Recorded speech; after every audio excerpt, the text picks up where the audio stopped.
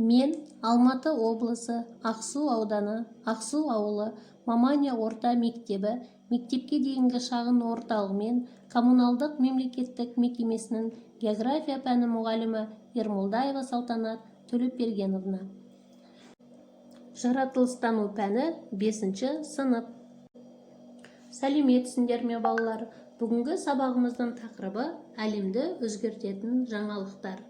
Бұндағы сабақтың мақсаты барлық оқушылар жаңалықтардың әлемді қалай өзгертетінін біліп түсінеді. Оқушылардың басым бөлігі ғылыми ашылулардың түрлерін сипаттап мысалдар келтіре алады. Кейбір оқушылар қосымша ақпаратты қолдану арқылы өнертабысты және ғылыми ашылу кезеңдерін талдай алады. Бағалау критериялары ғылыми ашылулар терминінің анықтамасын айтады.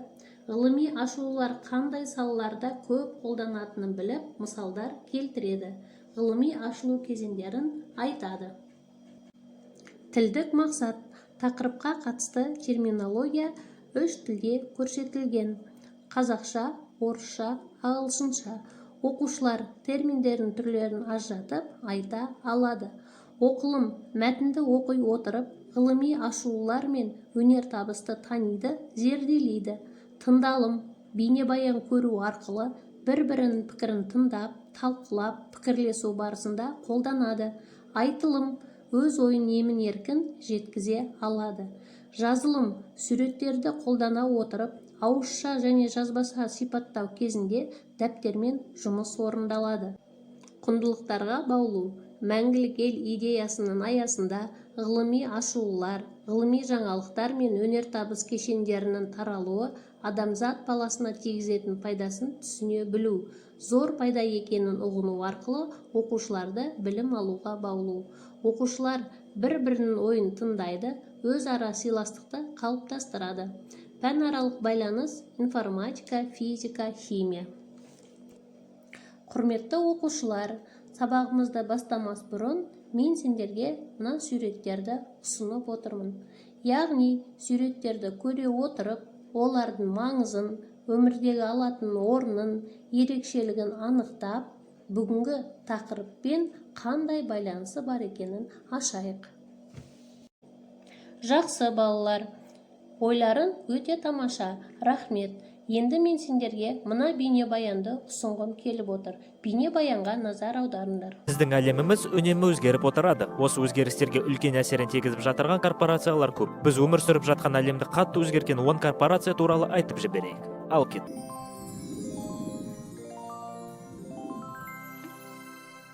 Биік қалаларға жол ашқан компания Otis. Otis компаниясы лифттерді шығармас бұрын ғимараттар ең көп дегенде 7 қабатқа дейін жетіп тұрған болады. Алайда Otis компаниясының арқасында 20-шы ғасырлардан бастап ұзын ғимараттар салына бастады. Қазіргі ең ұзын ғимарат Бурж-Халифада қай компанияның лифттері тұрғанын білесіздер ме? Дұрыс, Otis компанияның лифттері. 1870 жылдары құрылған компания Standard Oil мұнай табысымен айналысты. Бұл компания мұнайды тауып өндіріп, сол мұнайды сату бизнесімен айналысқан болады. Standard Oil компаниясының арқасында мұнай өнеркәсібі дамыған. Телефон деген затты ең алғаш ойлап тауып, жарыққа шығарған адам Александр Белл. Бірақ телефондық желіні арттырып, барлық қалалар мен мемлекеттердің басын қосқан компания AT&T компаниясы екен. 1892 жылы Томас Эдисон және тағы да оның 3 серіктестері General Electric деген компанияны құрған болатын. Бұл компания сенің үйіндегі барлық затты ойлап тапты десем қателеспеспін. Электр плитасы, тостер, тоңазытқыш, кір жуғыш машина және тағы да басқа көп заттарды шығарған. Ford Company әлемді машина жасап өзгерген. Біріншіден Генри Форд өзі машина жасаған, содан кейін жаппай өндіріспен әлемді машинамен қамтамасыз еткен болатын. Иә балалар, адамзат ғылым мен ғылыми жаңалықтарсыз дамып өркендей алмайтындығын осы бейнебаян дәлелдеді деп ойлаймын. Медицина, физика, астрономия, химия, география, биология, экология және де басқа ғылымдардың жетістіктерін күнделікті тұрмыс тіршілігімізде кеңінен қолданудамыз. Ғылыми ашылулар қоршаған дүниемізде қалыптасқан заңдылықтардың, қасиеттердің және құбылыстардың белгісіз болып келген тұстарын ашу. Көптеген ғылыми жаңалықтар мен өнертабыстың арасынан қазіргі тіршілігіміздің қалыптасуында маңызды рөл атқарған бірнеше ғылыми жаңалықтарды атап өтейін. Мысалы, дөңгелек. Адамзаттың көп жылдық тарихында дөңгелектің пайда болуы механика саласындағы үлкен жетістіктердің бірі екен. Бұл ежелгі қондырғы қола дәуірінде пайда болған деп есептелінеді. Бастапқыда дөңгелектің қызметін кәдімгі бөренелер атқарған екен. Ауыр салмақты тастарды, кемені, ағашты қозғалту үшін олардың астына бөренелер орналастырылған. Осылай бөрене үстімен жылжытып, заттарды алыс қашықтықтарға жеткізіп отырған. Келесі, бу қозғалтқышы. Бу қозғалтқышы көлік дамуының жаңа кезеңін ашып берді. 18 ғасырда өнертапқыш Джеймс Уатт оны қайнап жатқан шәйнек қақпағының көтеріліп, түсіп тұрғанына қарай отырып, ойлап тапқан делінеді. Бірнеше ғасыр өткеннен кейін нақты бу қозғалтқышы өмірге келеді.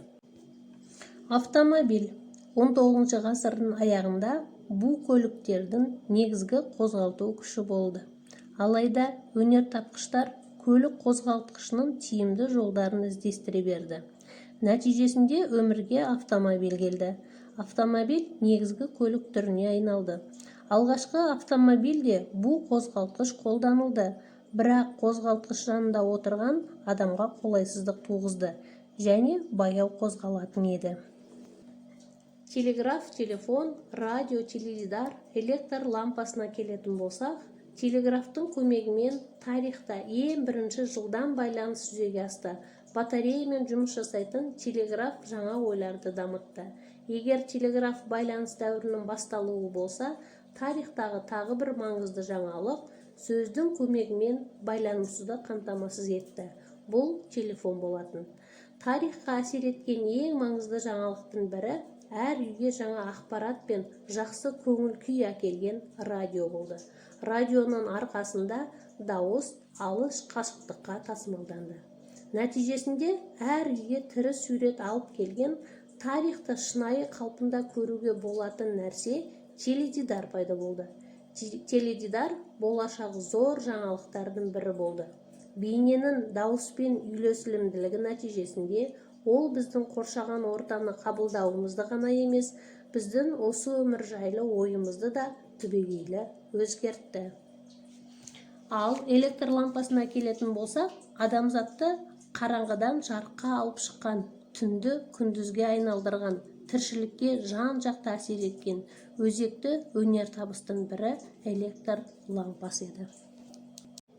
Компьютер. Ең алғашқы компьютерді математикалық формулаларды есептеу мақсатында 1645 жылы Блез Паскаль ойлап тапты десек, артық болмас.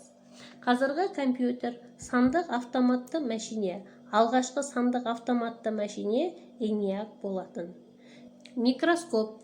Алғашқы микроскопты 1590 жылы көзілдірік жасаушы голландық Ханс Янсен және оның баласы жасаған делінеді.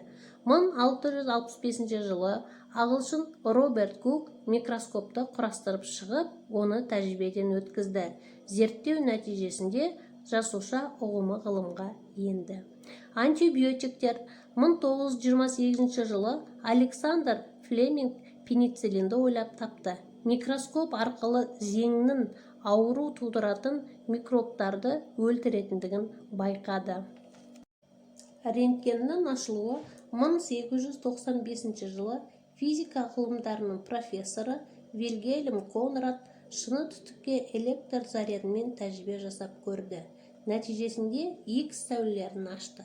Қазіргі кезде бұл сәулелерді рентген түсірілімі ретінде кеңінен қолданудамыз. Жердің планета екендігін анықтаған тұстарға тоқталатын болсақ, жердің планета екендігін дәлелдеген күн жүйесі құрылысының жобасын алғаш рет дұрыс түсінген Николай Коперник болды. Ол ғасырлар бойы адамдардың санасына сіңіп қалған жер қозғалмайды деген түсінікті теріске шығарды.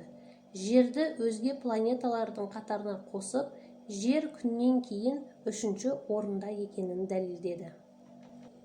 Алғашқы ғарышқа ұшу. Адам баласы тұңғыш рет ғарышқа 1961 жылы 12 сәуірде ұшты. Восток ғарыш кемесі 327 км биікке көтерілді. Жердің тартылыс күшіне қарамастан ғарыштық кеңістікті бағындыруға батыл қадам жасады. Тұңғыш ғарышкер Юрий Алексеевич Гагарин Байқоңыр ғарыш айлағынан ғарышқа ұшты. Араға бірнеше жыл салып, қазақтың атын шығарып, тұңғыш ғарышкер Тоқтар Әубәкіров көкке самғады. Осылайша Қазақстан ғарыш кіндігіне айналды. Сонымен балалар, бірнеше мысалдарды мұқият тыңдады деген ойдамын. Енді сендерге тапсырма берем. Оқулық мәтінімен жұмыс жасасаңдар, сұрақ менен, жауап сенен. Бірінші, ғылыми жаңалықтар дегеніміз не? Екінші, ғылыми ашылуларға мысал келтір. Үшінші, өнертабыс дегенді қалай түсінесің? Тамаша балалар, өте жақсы жауап бердіңдер. Мен сендерді бас бармақ әдісі арқылы мадақтаймын. Балалар, екінші тапсырмаға мән берсек, бұл жерде дәптермен жұмыс жасаймыз. Өз таңдауларым бойынша берілген екі тақырыпқа ойларыңды айтсаңдар. Бірінші тақырып теледидарсыз дүние, екінші тақырып ұялы телефонсыз бір күн. Таңдаған тақырыптарыңа ой бөлісіңдер. Тамаша балалар, еркін тақырыпты өте жақсы пайдалана алдыңдар.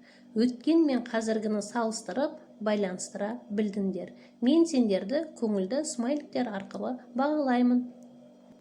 Сонымен балалар, сабақты қорытындылай келе, бүгінгі тақырыпты сендерді жақсы түсінді деген оймен сәйкестендіру кестесін беремін. Бірінші бағанда ғалымдар, екінші бағанда сол ғалымдардың ашқан жаңалықтары. Сәйкестендіреміз. Сонымен балалар, сендердің де жауаптарын дәл осылай деп ойлаймын. Сабағымызды аяқтай келе, бүгінгі тақырыпты қаншалықты меңгергендеріңді мына кері байланыс арқылы анықтаймын. Бірінші суретті таңдаған оқушы мен толық түсіндім дегені. Екінші суретті таңдаған оқушы мен шыңға көтерілдім дегені. Үшінші суретті таңдаған оқушы мен бүгін алған білімімді ой елегінен өткізуім керек дегені. Төртінші суретті таңдаған оқушы маған әлі де көмек керек дегені. Бесінші суретті таңдаған оқушы толық білім алдым, тәжірибеде іске асыруым керек дегені. Жақсы балалар, сонымен сабағымыз аяқталды. Сабаққа белсене қатысып, мұқият тыңдағандарына көптен көп рахмет айтамын. Келесі кездескенше сау болыңдар балалар.